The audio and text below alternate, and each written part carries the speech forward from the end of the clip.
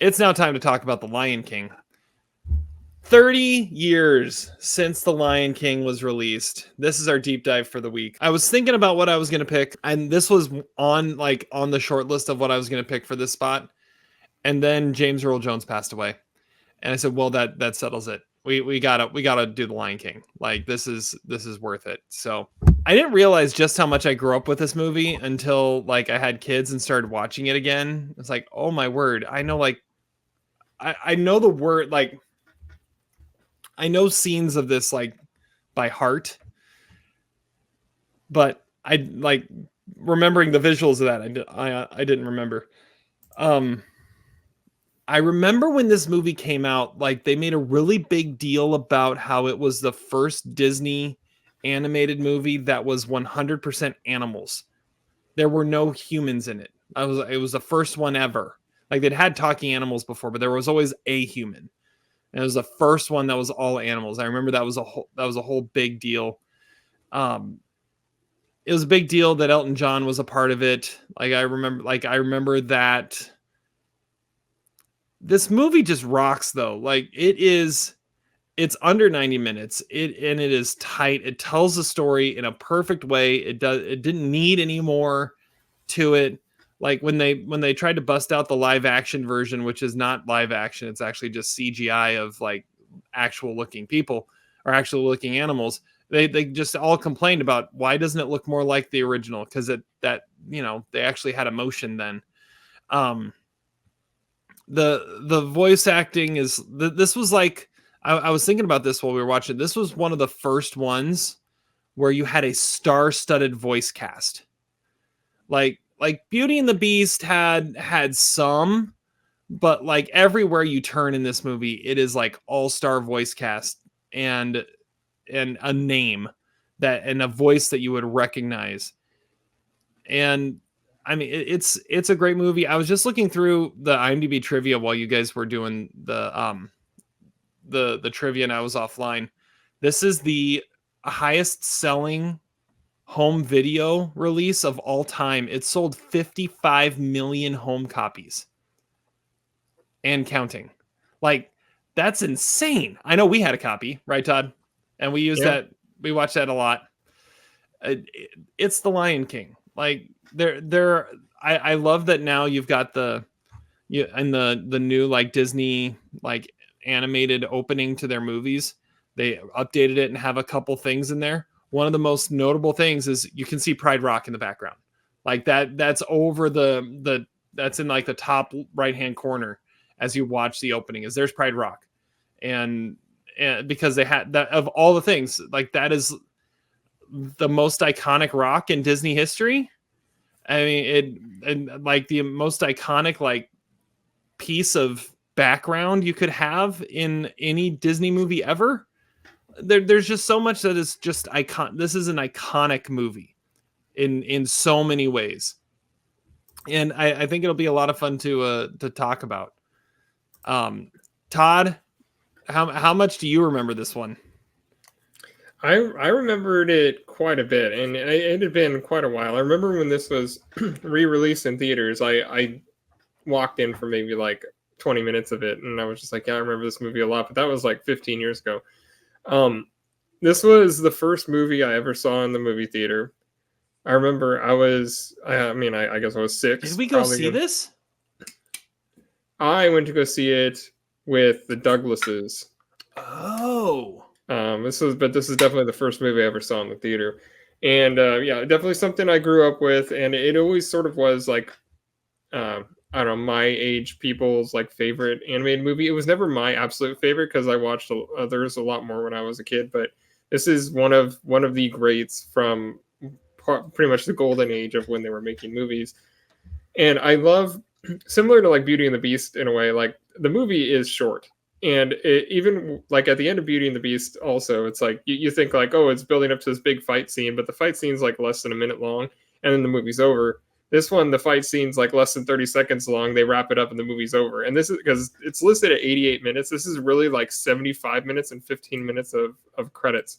Like it's a really short movie.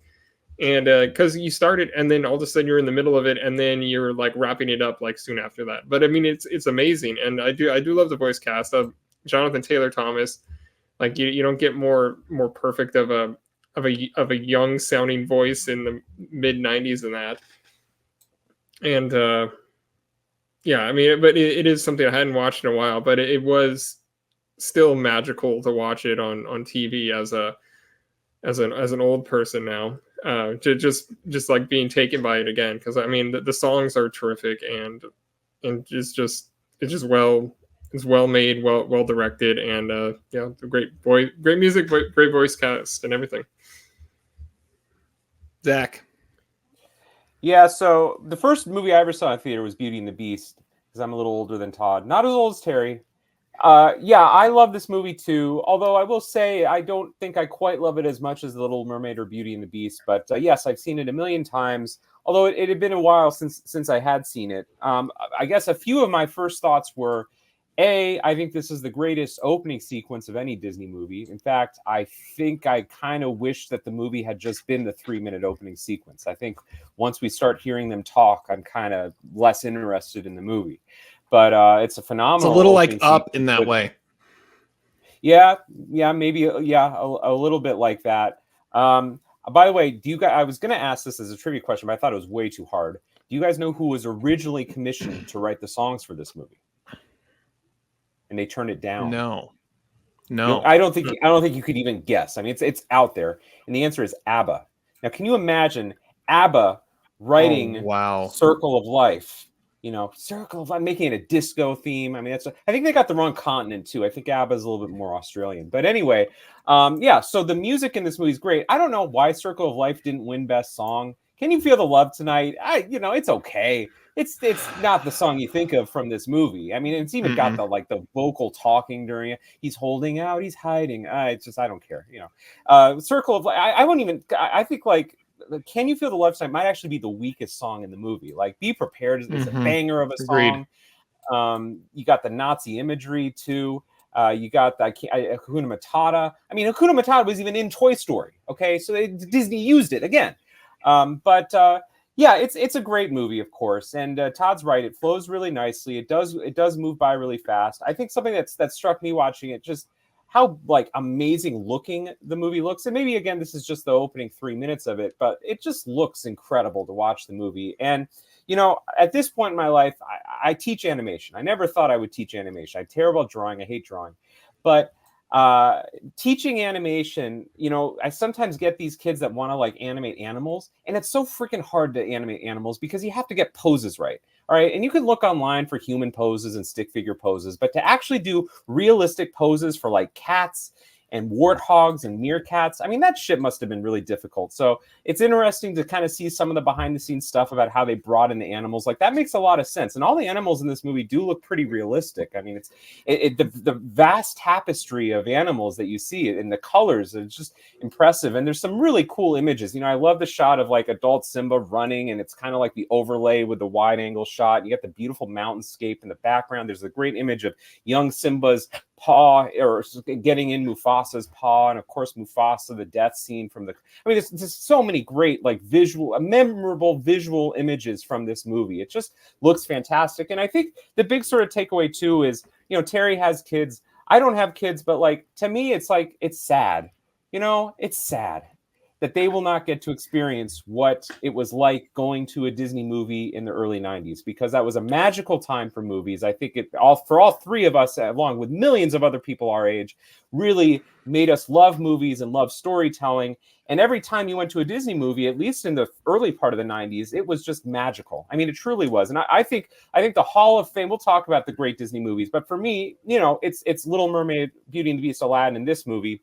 It's kind of funny because doing a little bit of research for this movie, a lot of people thought, oh, there goes my light. A lot of people thought that this would be kind of second tier to Pocahontas. And I always kind of thought Pocahontas is where Disney started falling just a little bit, because Pocahontas is just so, I mean, it's such a ridiculously distorted view of history that you can't watch that movie and not think about it. So in a way, this movie being about animals maybe relieves it of some of those pressures that some of the later Disney movies, some of the later pushback that the later 90s movies got. But it's an awesome movie, some great vocal acting throughout, great songs, and just great energy and atmosphere. It's not quite to the level for me of Beauty and the Beast and The Little Mermaid. The movie is surprisingly dark at times, and some of the characters feel a little bit like retreads of some characters from those other movies. It's hard to watch, for example, Zazu and not think about Sebastian. It's hard to watch Scar and not think about Jafar. It feels a little bit like retreads in some of those cases, but it's still an awesome movie, and it was definitely fun to watch. Well, I remember like the buildup for this movie was insane because you're right. You had Little Mermaid, Beauty and the Beast, Aladdin's. Like, how are they going to top that? And like an all animal movie? What about lions? And then it came out like, oh, that's what they did. Okay. And you're right. It was finally Pocahontas is when it was like, okay, now they finally leveled off. And then the late 90s, it was second tier. Like and eventually died off because it couldn't live up to what it did in the early 90s. But yeah, there was something magical going on in the early 90s at Disney and what they were putting out. When you look at there's like 30 people listed as the story credit for this, so it didn't get nominated at the Oscars, or else they would have had to give out way too many nominations. But it's like the who's who of animated people. There's Joe Ranft, which is like the Pixar genius guy from the Pixar theory thing that came up with the ideas for all the Toy Story movies and Monsters Inc. and everything. And then you got these other guys that just worked forever. I mean, this is like a collaboration to make what is essentially like a 75-minute take on like Hamlet or something with lions. And somehow it works, and it works really well. But it was definitely the golden age. But for some reason, I didn't really watch the ones after this. Like, I've never seen The Hunchback of Notre Dame, never seen Hercules or Tarzan. Like, I didn't see Mulan until like the new one came out. So like, I don't know what it was, but like maybe this just like hit a point, and I watched all the ones before it, because I do remember loving this when I was a kid. I'll tell you what it was that Toy Story came out, and then everything shifted in animation to being computer animated. And you can look at watch Pocahontas, and I watched ones after that. I just didn't watch the ones that were afterwards. But that was overshadowed by Toy Story. Like, okay, there's a really good documentary, if you're interested in the history of Disney, called Waking Sleeping Beauty, which is all about the so-called Disney Renaissance from the late 80s to the 90s. And it kind of charts, Jeffrey Katzenberg being in charge of Disney for a while, or being in charge of like the animated division until he was ousted and then went and started DreamWorks. And Michael Eisner was in charge. And Terry talks about like the magic of that time period. It's because, frankly, the movie sort of demystifies it. The documentary does, by showing that basically these animators worked literally like 100 hours a week. I mean, they wouldn't go home. They didn't have families. They didn't have lives. They were basically worked to death. But they did love what they were doing. But it was like, questionable, I guess, business practices a little bit. And I don't know. I think Disney started getting some pushback to not just their content, but also just how ubiquitous their marketing was. All their tie-ins with McDonald's and ABC and Capital Cities and all that shit really got on people's nerves by the end of the 90s, and it kind of distilled the product a little bit. Like, it was like, you're going to go to the Disney movie because you're being told to on every single commercial, whereas The Lion King was organic.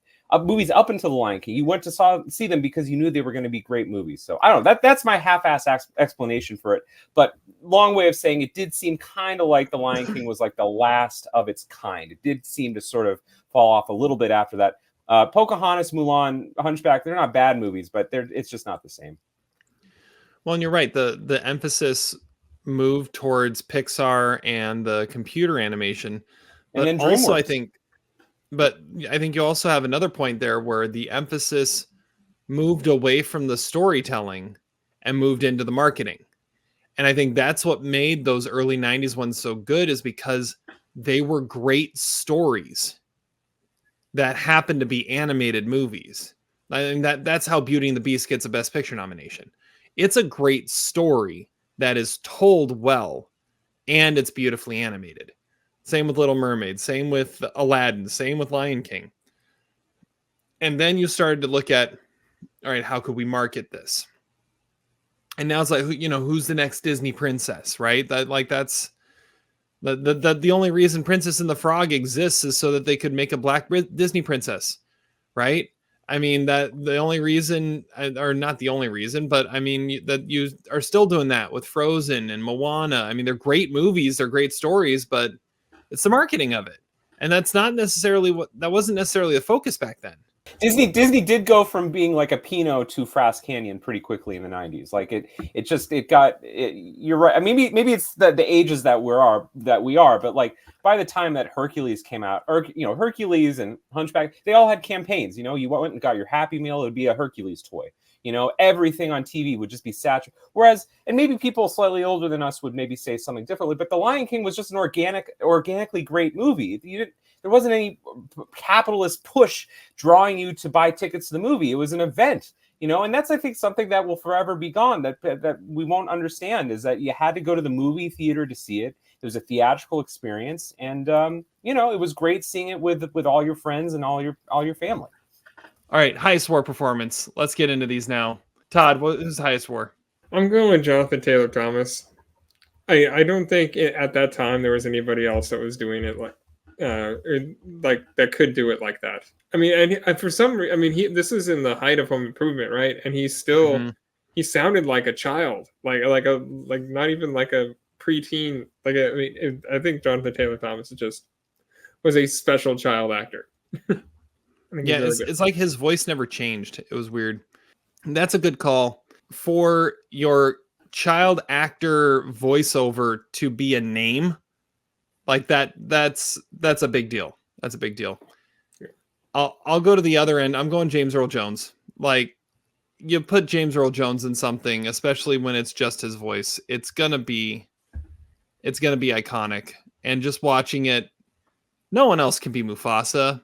Like, I think when they did the real life or the live action Lion King, like, wasn't he the only one brought back from the original cast? I think he was. I think I heard that before he died, he signed over like his vocal rights to Disney to keep using for Darth Vader. So like his voice is like the iconic voice of everything. So he has to be the highest war. Well, you're leaving me no other choice than to go with Jeremy Irons, even though, of course, Scar could have also been played by Alan Rickman. But I think you go Jeremy Irons here. Bill Paxton Memorial, worst performance in The Lion King. I'm going first on this one. And all right, I got to go Matthew Broderick. His voice just doesn't fit. James Earl Jones's kid sounds like Matthew Broderick. Really? Like, that's what we're going with? There's nothing fierce about Matthew Broderick's voice. However, I will say this was the first time watching it where I realized that the first appearance of Bialystok in Bloom was as Simba and Timon in The Lion King. So there is that. Matthew Broderick and Nathan Lane. They got together there before they did the producers. Yeah, this is the rare deep dive where there's probably more Bill Paxton nominees than there are highest war nominees. There's actually, I was surprised by how many voices in this movie did not work particularly well. And the one I'm going to go with is Moira Kelly as adult Nala. Juvenile Nala, I think very clearly is an African-American young girl, and Moira Kelly is not. And she just sounds like she's doing I thought it was like someone trying to impersonate Jennifer Connelly in the early 90s. She's got like this almost like Southern like drawl to her voice that just doesn't sound at all like a lion's voice, and it doesn't sound like young Nala's voice, and it didn't sound like the singing voice either. When we get the musical, he's holding back, he's hiding, that didn't sound like Moira Kelly's voice at all singing the song. So that was a strange casting decision, and it did not work. Maybe the problem is adult Nala and adult Simba. Maybe they're a toxic couple too, based on their casting in this. I've got Whoopi Goldberg, mainly because it's distracting. Like, it's so clearly Whoopi Goldberg. Like, other than James Earl Jones, who has to be Mufasa, it's the only one that's just like immediately you're taken out of it because it's Whoopi Goldberg being Whoopi Goldberg. So I'll go with that. I mean, you can't even tell it's Cheech either. Like, yeah. Yeah, Cheese Cider. I would have never known if I didn't see his name in the credits. Zach, we're to you for the minor character triumvirate of Amazing Larry, Ticket Taker Movie Maker, and the Matt Damon What Movie Are You In? All right, so minor character. Let's see here. Who are our options? I'm gonna go with gosh. Well, for the Ticket Taker Movie Maker, we're just gonna go Gas. You know, because we have gaseous balls in the great blue yonder thing, and then Gas that leaves all the characters away from Pumbaa and makes him socially outcast. Minor character, I'm going to go with the mouse that Scar kills at the beginning of the movie. You got, lots of action. You got this mouse that's just there. It's great. It's the one animal that doesn't talk, seemingly. And no, I already did Ticket Taker Movie Maker. Matt Damon, what movie are you in? Let's go with the guy who says News from the Underground, the Gopher. What's he doing in this movie? he has a vibe and an energy that doesn't belong in this movie. He's like he's maybe out of Winnie the Pooh or something. He's out of a different movie. The Golden Mole. I think that's what it's billed as. Yeah. News from the Underground. News from the Underground. Yeah. he's like the soldiers in the soldier or something. Yep, that's what I was thinking too. All right, Todd, what do you got? Amazing Larry. I mean, when I was a kid, it was always Ed. I mean, Ed. He doesn't say anything. He just like giggles and wags his head, and he gets all the laughs. He's the funniest part. He doesn't even talk. Also, I do really like Sarabi, Nala's mother. But okay, Matt Damon, what movie are you in? I'd have Rowan Atkinson, because it's Rowan Atkinson voicing a bird. It just seems weird, but he's good. But he is from a different movie, kind of. And minor character who causes the movie to happen. I said the rhino that sits on Zazu and allows them to first get to the hyena place. My Amazing Larry. I've always been a Rafiki fan. Like, Rafiki is the man. He is the best. And he's... I watched there's a blooper reel on the Blu-ray of Lion King that I watched today, where one of the bloopers is in the opening scene. Rafiki walks up and drops Simba off of Pride Rock, which is a pretty great scene. They also animated James Earl Jones doing his vocal warm-ups, and so you just see Mufasa sitting there like going, it's right there. I haven't reached it yet. And it's pretty great. Anyways, my Matt Damon, what movie are you in, is also Zazu. It's weird. And the Charlie Duke Ticket Taker Movie Maker, I'm going with something that hopefully we get paid off later on this year. I'm going with whoever gave Scar the scar, because obviously this is what turned him against his family, is the fact that he's been maimed, and to the point that his name has been changed due to his maiming. Whoever gave Scar the scar turned him against the family. That's what I'm saying. I'm predicting some things in the movie that we're about to watch in a couple months. So now it seems like it should have been a Jonathan Majors role or something in the. Yeah, that would have been interesting. Yeah. Todd, Tripod of Depravity. The stick man is definitely Simba, because during Can You Feel the Love Tonight, Nala is DTF. Like, I mean, you could tell when she lays down and looks up at him with those, with those eyes, he's like, oh yeah, I'm getting it in. All he does is rub faces with her, but you know what that meant. I remember here, like, there's like memes out there, like, the one time I thought I could be attracted to a cat. Yeah, that checks out. Yeah. Douchebag, I guess I'd say Zazu, just because he's all talk. And he is kind of a dick. He doesn't even want to let Simba pounce on him for practice. He's a douche. And most punchable face, I'm going to say Scar, because there's a line where it's like we could make him into a throw rug that you could beat, and I think that qualifies as punchable. So there you go. Which is paid off years later. I think it's Hercules. Hercules has a Scar throw rug. Anyways, all right, I'm next. My stick man, I went with the mole, the gopher, whatever you want to call him. I mean, he's not only getting it in, but he's making his own holes to do it. The douchebag, I went with young Simba because that kid's a brat. Like, dude, come on, man. And most punchable face, you could really go with any of the hyenas. I went with Bonsai just because he's not the leader, but he's not the follower. He's trying to be somewhere in between, and it's Cheech. So I'm going with that. Zach. All right, my stickman, I'm going as a tie between the hyenas and the wildebeests because there are a lot of them in this movie. I mean, that's not on accident. There's an overpopulation problem with these creatures. They are everywhere. Just excessive amounts. Okay, punchable face. I think I'm going to go Simba because Rafiki does punch him in the face with the stick for some reason. I'm not really sure why, but he is punched in the face. And then douchebag of the movie, let's go with the Oscars for not giving this movie Circle of Life for best song. What statement were they trying to make with that? You know, they're trying to be cute. Come on, just do the obvious thing, okay? Give it to Circle of Life for best song. Best scene. Do we even have to do this? It's the opening, right? Like this movie peaks in the first 5 minutes. Yeah, I was thinking that it's the best scene.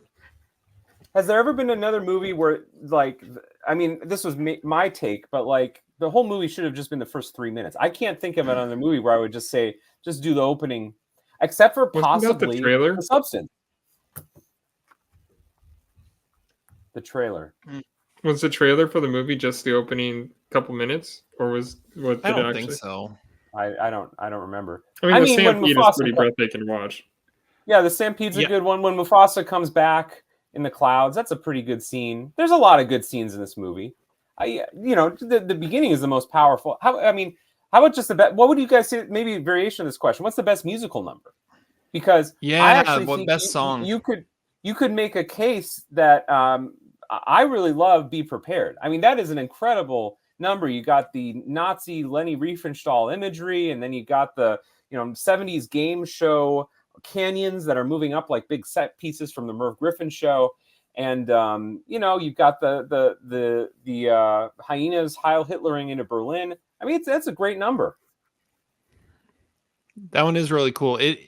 It's one I don't remember well from my childhood, but every time I've watched it since, it's the one that stands out. I believe Ed is on the xylophone during that number, which I'd never noticed before. Rocking out on the xylophone, Ed.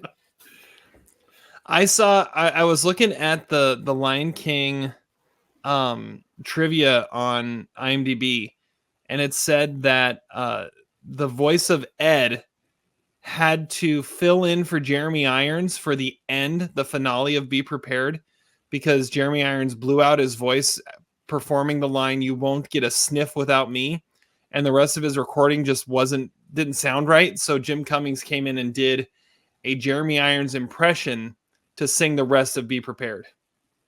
Now that's quite. So he's the minor character causing the movie to happen. Yeah, that's why. And I was wondering why. If you go on to IMDb, it says Jim Cummings plays Ed/Scar, and that's why. Well, I mean, that makes him an MVP candidate. That makes him a Matt Damon "What movie are you in?" candidate, and a ticket taker. I mean, that's quite a performance. And his name is if we're talking best song, if we're talking best song, I think Circle of Life is best song. But best number, Hakuna Matata. Like that song, and we haven't even really mentioned Timon and Pumbaa are kind of the MVP of the whole thing. Like there's always the side characters for comic relief, but the combination of those two and throwing Nathan Lane's voice in there, it is they are just on fire every time they're on screen, and it's a different movie. Yeah, like you could say they're the what movie are you in, because they make it a different movie when they're on screen, kind of like Robin Williams did in Aladdin. But I'd go Hakuna Matata. Yeah. So I mean that is one of my favorite sections of the movie. But I mean I do really like the sequence when Nala finds Simba, and then Can You Feel the Love Tonight may not be the best song, but it is very romantic, and it is a great sequence. I don't think there's a weak point in the movie, honestly. I'll shout that out. Even though it really is Be Prepared. Like that is the coolest musical number in the movie. Is that the best song ever sung by a Disney villain? Poor Unfortunate Souls. I was going to say Poor Unfortunate Souls, the other one I was thinking. But that was high up there for a Disney villain. Little Mermaid. Gaston has songs. I was going to say Gaston is a pretty great one. The Regal quote. I mean, Hakuna Matata. Hakuna Matata. Yeah, that would be the one that would have to pop up. Any underrated lines you want to shout out? I just like, don't we eat the antelope? It's like Mufasa's like, well, yeah, good point, but this is how it works. There was a throwaway line that I made me really, really curious, where like the first time we see Mufasa and Scar interact, and then Scar walks away, and Zazu's like, "Oh, there's one in every family. I have two in my family, actually." Like, what? Wait, what? You have two? Who are like? If you have two, doesn't that make you? I think that means you're the one that's the outcast. Like, if there are two outcasts that are together outcast, you're the outcast. Like, it's not them, it's you. Right? Beep. We did also forget to mention Timon and Pumbaa's other musical number, which is their when they attempt to distract the hyenas with Pumbaa on a platter. But I will say, I think Pumbaa, they're to me, it's like so obvious that they're just creations of the writers of the movie to try to deviate from all the dark themes. Like, Robin Williams was just organic in Aladdin. He was just a part of the story. Whereas Timon and Pumbaa are kind of like, okay, this story's getting way too dark, way too quick. We just need some comic relief. Any flaws, any conspiracy theories we want to shout out? The only time that the movie really looks bad is when, like, the quick glance we get of the crocodiles. I don't know what the hell they were going for. It does not look like crocodiles, though. I'm not even sure what they look like. Like, maybe like giant, like, salamanders or something. It wasn't good. You know what I'm talking about? Terry doesn't pay attention to the song parts. That's right. It was in that same sequence. It was in the same sequence that I must have just looked away for. I was watching it with the kids, so anything could have happened at any point. Now I got that stupid Timon and Pumbaa song stuck in my head. Are you aching for some bacon? The dumbest song in the movie. It's the only one I can think of right now. You can be a big pig too. See, I just keep hearing, when I was a young warthog. I can only think of that. I just can't wait to be king. That's all I can think of right now. Yeah, that one's kind of lame. It is. It's what makes a kid a douchebag. Like, his one song is the lamest song. And about a baby lion who can't wait until his dad dies. Well, and then he goes and he brags to his uncle, "I'm gonna be king. What does that make you?" And he goes, "A monkey's uncle." And then later on, yeah. No, but here's another funny thing that I caught. So he says, "What does that make you?" And he says, "A monkey's uncle." And then later on, when Rafiki shows up, Timon's all confused and he goes, "Wait, who's the monkey?" "Oh, the monkey is this." I was like, "What about this?" "It's his uncle." "The monkey's his uncle?" I was like, "But he said it was the monkey's uncle." I digress. You see, like I said, there were 20 people involved in the screenplay. all these things are in there for a reason. All right, LVP, MVP. Then we'll get to quotes and wrap this thing up. I don't even know who's next here. I'll go. My LVP is Ed, because Ed is like the hyena truth serum. Like anytime the other ones are trying to get away with something, they look at Ed and he goes, like, no, the answer was no. Like he always ruins it. Like there was oh no, we didn't know who it was, did we? Ed? So Ed's the LVP. Yeah, he is the best. MVP is Elton John, because I think he only did the 2 songs. Like I think he only did Circle of Life and Can You Feel the Love Tonight. And I think the music involved in all the songs. Was he? I think he wrote all the lyrics.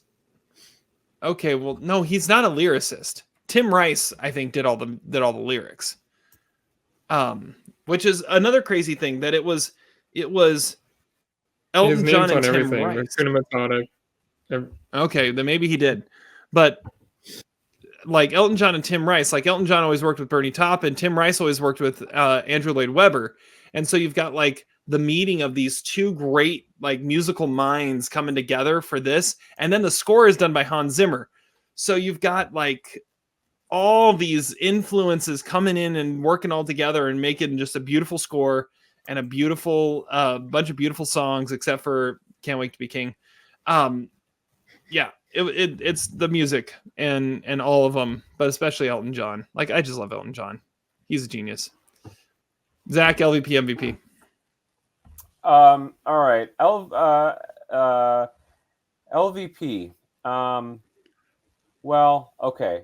I think I'm going to go LVP is Zazu. Because no, wait, that's going to be my quote of the day. Never mind. I don't know. Pay it off later. Just pay it off later. Go with it and pay it off later. LVP is talking about this movie for 2 hours. I think it might go from 13th to like 18th on my list. Maybe Todd wins. And then MVP is the fans of Lynchburg, Virginia. LVP is live action remakes, because most of them suck, except for the Jungle Book, because the Jungle Book is still amazing. And MVP is Rafiki, because he's like the shaman. He basically is doing witchcraft, and he finds Simba because of witchcraft or whatever he's doing. So he makes it all happen. And plus, you got to mention Chris Sanders, who's now doing The Wild Robot and was involved in this movie as an animator. Oh, he was an animator. See, we had something right. Well, it says he's actually production designer too, I guess. I don't know. So he was just a lifer, I think, and then he eventually got to make his own movies. Yeah. Shout out to what, Robert Guillaume, I think is how you say his name. I'm gonna go with that. He's the voice of Rafiki. And you look at his face and he goes, oh, he's one of those guys. You go, oh, I know that guy. I don't know from what, but I know that face. I know that guy. So shout out to him. All right. Quote of the day time. Zach, you're first. All right. My quote of the day was also my conspiracy theory and my minor character. It's all wrapped up into one. It's the only point I have left that I haven't mentioned, except for a point that I wanted to make, which is that has Jeremy Irons ever been in another non-R-rated movie besides this one? I don't think so. But the point I wanted to make was about Zazu. And my quote of the day is when Zazu says, oh, no, not the birdie boiler.